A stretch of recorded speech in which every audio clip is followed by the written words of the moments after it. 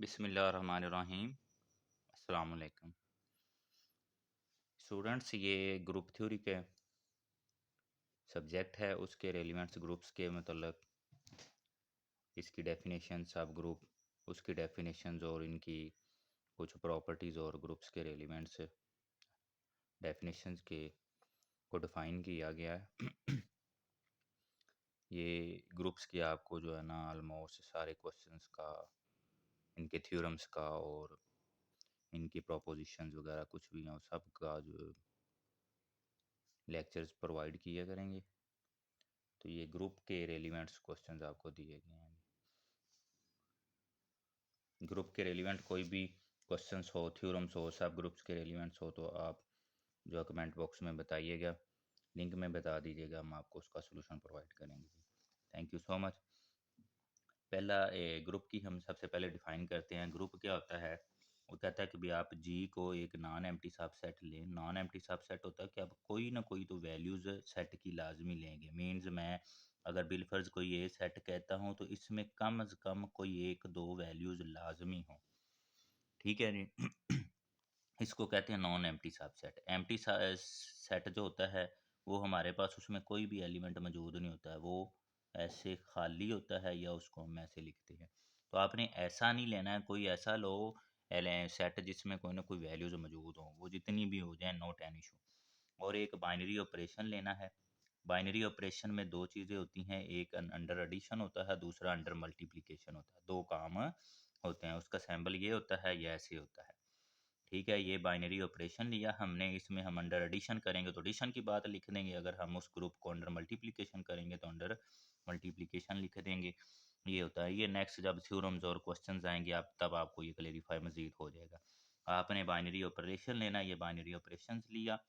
इसमें मैंने अभी बताया कि भी आपके पास दो ऑपरेशंस होंगे, एक मल्टीप्लिकेशन का होगा और दूसरा एडिशन का होगा। दोनों में से जो आप चूज़ करेंगे वो आपका आ जाएगा। वो ग्रुप के साथ तो फिर जी और ये लिया है, इसको हम ऐसे नोटेशन कर देते हैं, इसको ग्रुप कहेंगे। जी और अंडर बाइनरी ऑपरेशन को, वो मल्टीप्लिकेशन भी हो सकता है, एडिशन भी हो सकता है। कब होगा? जब ये वो कुछ फोर एक्सियम्स को होल्ड करे। कौन कौन से एक्सियम्स हैं? नंबर वन पे क्लोजर प्रॉपर्टी है, एसोसिएटिव है, डेंटिटी है और इनवर्स है। ये चार प्रॉपर्टीज अगर वो होल्ड करता है, जो नॉन एम्प्टी सेट लिया है आपने जी, तो फिर वो जी ग्रुप कहलाएगा। ठीक है जी। क्लोजर प्रॉपर्टी, एसोसिएटिव, आइडेंटिटी और इनवर्स। क्लोजर में क्या होता है कि आप इस जी में से कोई भी दो एलिमेंट्स ले लो, वन और टू थ्री, मैंने बिलफर्ज ये कोई ग्रुप लिया है ना, इसको हम जी कह देते हैं जी। ठीक है जी। तो वो लिया तो उसमें से जो मर्जी आप एलिमेंट्स लो, one two three A B C, कोई भी उसने कहा कोई दो कीमतें ले लें जी में से। जब उनको बाइनरी करते हो, यानी कि अगर अंडर एडिशन करते हो तब भी, और अगर अंडर मल्टीप्लिकेशन करते हो तब भी, उसका आंसर उसी ग्रुप के अंदर ही लाई करे। उसी ग्रुप के अंदर जो एलिमेंट्स आप लिए हैं उनका बाइनरी करने के बाद वो उस ग्रुप के अंदर ही आए तो हमारा वो क्लोजर लॉ कहलाएगा।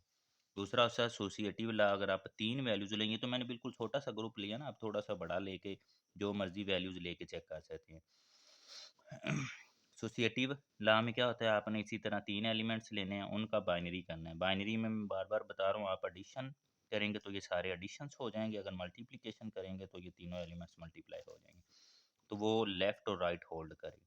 इसी तरह अगर हम आइडेंटिटी की बात करें तो ई मैंने आइडेंटिटी डिफाइन की है। आप किसी भी एलिमेंट को आइडेंटिटी से अंडर एडिशन या अंडर मल्टीप्लिकेशन आप करते हो, या आइडेंटिटी को उसके साथ अंडर एडिशन या अंडर मल्टीप्लिकेशन करते हो, तो आपका आंसर वहीं आ जाए। ठीक है जी। मसलन आइडेंटिटी आपकी मल्टीप्लिकेशन में वन होती है, मैं वन को इधर से कोई भी एलिमेंट्स लिया, बिलफर्ज मैंने थ्री लिया है, ए उसको थ्री कहा है, तो फिर हमारा वो थ्री ही आएगा, तो ये हमारी आइडेंटिटी एलिमेंट होगा। ठीक है जी। इसी तरह अगर हम इन्वर्स की बात करें तो कोई एलिमेंट ग्रुप जी का हैज़ अ यूनिक इन्वर्स, अपना वो इन्वर्स रखता होता है। यूनिक इन्वर्स होता है कि अपना वो उल्ट भी रखेगा, इन्वर्स भी रखेगा। मसलन हमने कोई एलिमेंट बी लिया तो बी बिलोंग टू जी, वो भी उसी में मौजूद होगा। Then there exist an element a. अगर ए और बी को, जो हमने बी और ए लिया है, इनका आप बाइनरी ऑपरेशन करते हो या उन दोनों को आगे पीछे करके करते हो, आपको आइडेंटिटी मिल जाती है, तो फिर बी ए का इन्वर्स होगा और ए बी का इन्वर्स होगा। जी ये है।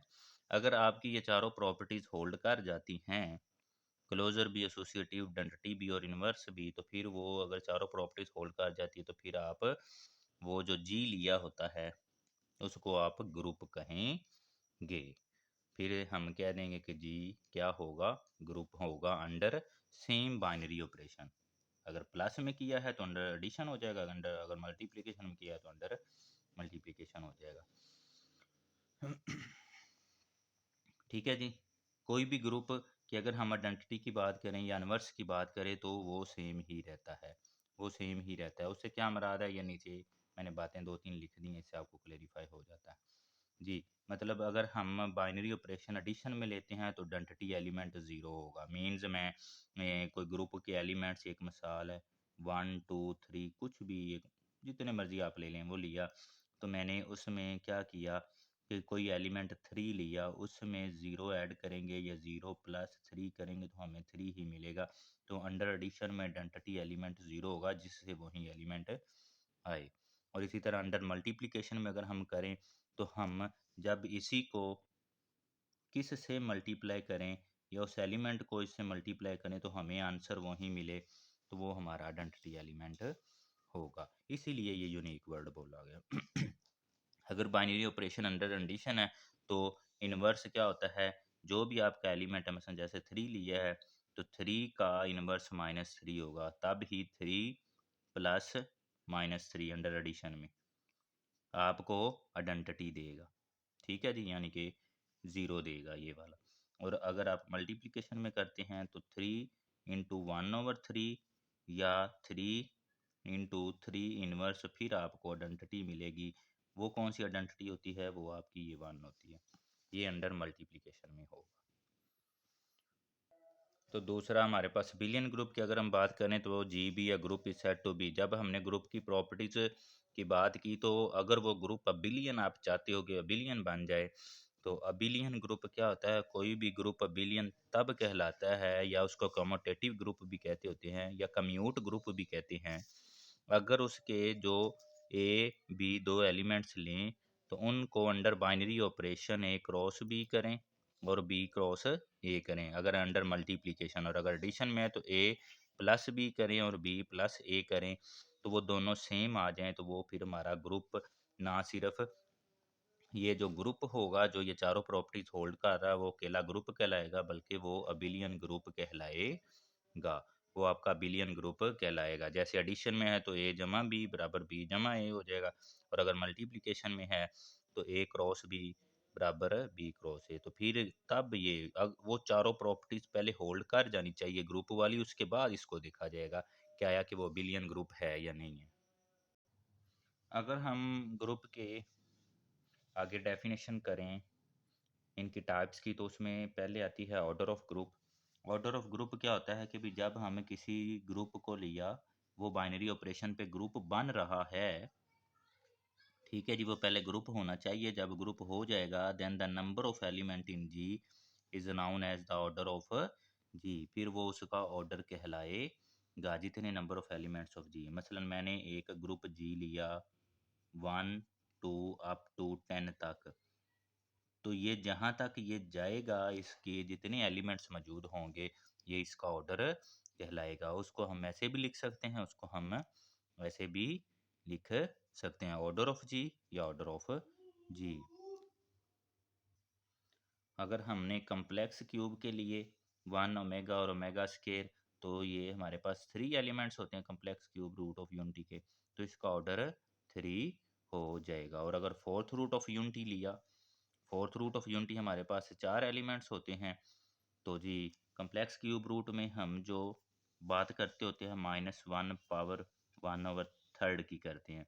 और अगर फोर्थ रूट हो तो फिर हम कोई भी कम्प्लेक्स एलिमेंट होता है तो उसकी 1/4 पावर की बात करते हैं, तो उसके ये फोर्थ रूट आएंगे। ऐसे लिख लें या ऐसे लिख लें तो उसका ऑर्डर फिर 4 होगा। और अगर हम जनरल बात करें तो set of integers under addition, set of rationals number under addition, real number under additions और complex number under additions have infinite order, क्योंकि ये लामहदूद होते हैं। अगर हम इंटीजर्स की भी बात करें तो वो भी हमारे पास 0 प्लस माइनस 1 प्लस माइनस 2 सोन चलते जाते हैं। रैशनल नंबर्स भी ख़त्म नहीं होते हैं, रियल नंबर भी और कॉम्प्लेक्स नंबर भी। तो इनका ऑर्डर फिर हमारा इनफाइनाइट होगा जी। अब अभी मैंने ऑर्डर ऑफ ग्रुप का बताया। अगर वो किसी एलिमेंट के ऑर्डर की बात करे कि भी एलिमेंट का ऑर्डर किस तरह हम निकालते हैं, तो उसकी ये डेफिनेशन है जी हमारे पास। ग्रुप की ऑर्डर जितने नंबर्स ऑफ एलिमेंट्स हैं वो हो गया, वो मैंने अभी आपको डिफाइन कर दिया। अगर किसी एलिमेंट्स के ऑर्डर की बात करें तो हमने कहना है कोई ग्रुप लिया और ए उस एलिमेंट में से लाई कर रहा है, ए उस एलिमेंट्स में से लाई कर रहा है, ए उसी का हिस्सा है, ग्रुप के अंदर मौजूद है। मसलन हमने ग्रुप लिया 1 2 3 अप टू 10 तक, तो इसमें से जो भी एलिमेंट लेते हैं, मसलन मैंने 2 लिया तो ये आपका ए हुआ। A is said to be element is G and a belong to G, यानी कि ये बात ऐसे भी आप लिख सकते हो, ए कब जो है ऑर्डर अपना रखेगा n, if n is least positive integer, इसकी जो पावर हो आपके ए की, ए जो लिया है 2 की जो भी पावर हो वो पॉजिटिव इंटीजर हो, पॉजिटिव इंटीजर को जी पॉजिटिव लिखते होते हैं, तो वो ए पावर एन इक्वल टू ई वो हमें आइडेंटिटी दे दे, वो रिपीट हो जाए आइडेंटिटी पे आके, तो फिर वो ऑर्डर ऑफ एलिमेंट कहलाएगा, ऑर्डर ऑफ एलिमेंट्स कहलाएगा, ऑर्डर ऑफ एलिमेंट्स कहलाएगा। और अगर हम इसको अंडर एडिशन में देखते हैं तो फिर ये एन आगे मल्टीप्लाई होता है, तो फिर ऑर्डर आता होता है। इसके एग्जाम्पल के लिहाज से आप इसको समझेंगे कैसे। मैंने complex fourth root of unity लिया, ये वाला जब वो लिया तो इसका ऑर्डर वो कह रहा है ऑर्डर ऑफ वन, इसमें प्लस भी वन है माइनस भी वन है, प्लस आइटा भी है माइनस आइटा भी है, तो ऑर्डर ऑफ वन का वन की पावर आपने वन की वन आ गया, तो इसका मतलब है एन हमारे पास पॉजिटिव इंटीजर वन है, ठीक है जी, तो इसका ऑर्डर वन कहलाएगा। माइनस वन की बात करें तो वो किस पे आई है, टू को जब किया उसकी पावर तो फिर वन आया, आइडेंटिटी आनी चाहिए, ठीक है जी, हमने कहा था आइडेंटिटी आए। आइडेंटिटी है तो आइडेंटिटी किस पे आई है, टू पे आई है, तो माइनस वन की ऑर्डर फिर क्या होगा, टू होगा। और इसी तरह आइटा की बात करें, आइटा की पावर जब फोर करें, two power two iota square minus one और टू, फिर आइटा जब फोर किया तो हमें वन मिला है, तो फोर उसका ऑर्डर होगा, एन फोर होगा। तो ये भी आप का जी पॉजिटिव से लाई कर रहा है, ये भी जी पॉजिटिव से लाई कर रहा है, ये भी जी पॉजिटिव से लाई कर रहा है। इसी तरह अगर माइनस की बात करें तो सेम वो भी एज इट हमारे पास इसी तरह, तो वो भी जी पॉजिटिव से। तो ये बात कह रहा था, यानी कि जो जितनी पावर उस एलिमेंट की होगी, एलिमेंट जो भी आपने चूज किया है ग्रुप में से, अब इधर हमने कम्प्लेक्स ऑफ फोर को ग्रुप का नाम दिया है, तो जो भी एलिमेंट्स होगा उसकी जितनी डिग्री होगी वो उसका ऑर्डर कहलाएगा। तो ये हमारा ऑर्डर ऑफ एन एलिमेंट्स कहलाएगा। ऑर्डर ऑफ ग्रुप और order of element, order of group वो जितने ऑर्डर का ग्रुप होगा वो उसका कहलाएगा, और इसी तरह अगर हम ऑर्डर ऑफ एलिमेंट की कहेंगे कि तो जिस पावर पे जाके वो हमारा आइडेंटिटी दे दे, अंडर मल्टीप्लिकेशन में पावर में और अंडर एडिशन में मल्टीप्लाई करके दे, तो हमारा फिर वो ऑर्डर ऑफ एन एलिमेंट्स कहलाएगा जी। नेक्स्ट हम इसकी टाइप्स ग्रुप्स की आगे डिफाइन करेंगे नेक्स्ट लेक्चर्स में। उम्मीद है कि अभी आपको ये क्लियर हो गया होगा। कमेंट बॉक्स में आप अपनी राय ज़ाहिर कीजिए जी, और अगर कोई भी ग्रुप्स के रेलिवेंट्स आपको क्वेश्चन थ्योरम चाहिए हो तो आप हमें जो है इनबॉक्स में कमेंट बॉक्स में बताइएगा जी, हम आपको उसका सलूशन प्रोवाइड करेंगे। और काइंडली चैनल को सब्सक्राइब कीजिए, अपने फ्रेंड्स को भी लिंक शेयर कीजिए। Thank you so much. अस्सलाम वालेकुम वरहमतुल्लाहि वबरकातुहू।